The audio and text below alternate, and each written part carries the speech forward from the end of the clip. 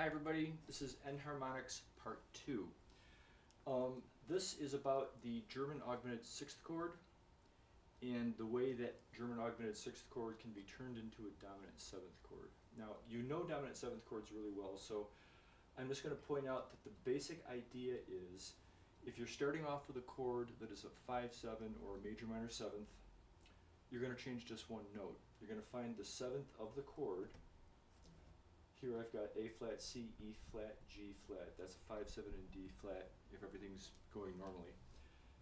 We're going to change the G flat to an F sharp. Sounds just the same.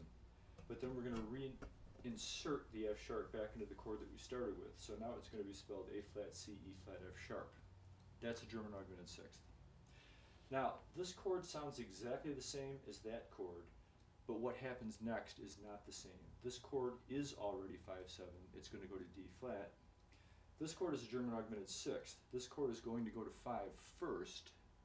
Then after that, 5 will go to 1, probably. So we can also do it vice versa. Down here, I've got a different German Augmented Sixth. This is a German Augmented Sixth in the key of G. And what you do here is, again, change just one note. So here, you're going to change the note that corresponds to the augmented sixth note.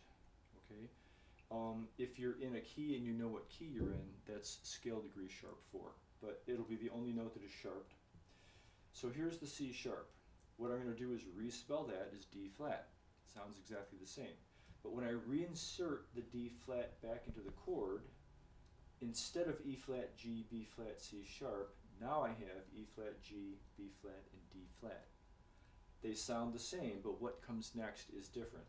This is a German Augmented Sixth that's going to go to 5 first, that is to say Roman numeral 5. Then probably 5 will go to 1. This already is 5, but it's 5 in a different key. It's going to proceed directly to 1. Okay?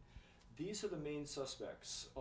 In the chapter of the book that we're dealing with, being able to change the spelling of fully diminished seventh chords and the spelling of German Augmented Sixth / dominant seventh chords are the two preeminent tricks that we're going to be concerned with. And we'll look at an example of how it works in the actual piece in the third installment of this video series. Before we stop, here's a shortcut for spelling a German Augmented Sixth. You all know how to spell dominant seventh chords. You've been doing it forever. What you have to do, I've got the steps laid out here, is first of all, what key are you in? So I just picked the key of D minor. There's the key signature of 1 flat. That's step number 1. Step number 2 is find the note that is scale degree 5. So if you're in the key of D, D is scale degree 1. What's 5? A. Okay? After that, find the note that's right above. In other words, find the 6th note in the scale. It'll be a half step higher. So flat 6 or scale degree 6 in D minor is B flat. We're almost done. Take that note, scale degree 6, and using that as a root, spell a dominant seventh chord. Just a plain old major minor seventh chord. So here's that. That would be spelled B flat, D, F, A flat. It's a B flat 7 chord over here. Then the last step, all you do is change the top note.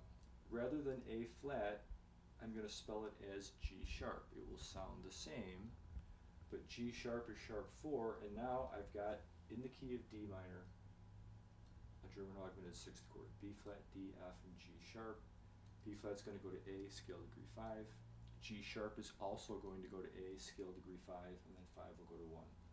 So to get to a German Augmented Sixth chord really quickly, if you use this shortcut, basically what you're going to do is spell yourself a dominant seventh chord, and then you're going to change one of the notes, and that should make it much easier. Stay tuned for the third installment.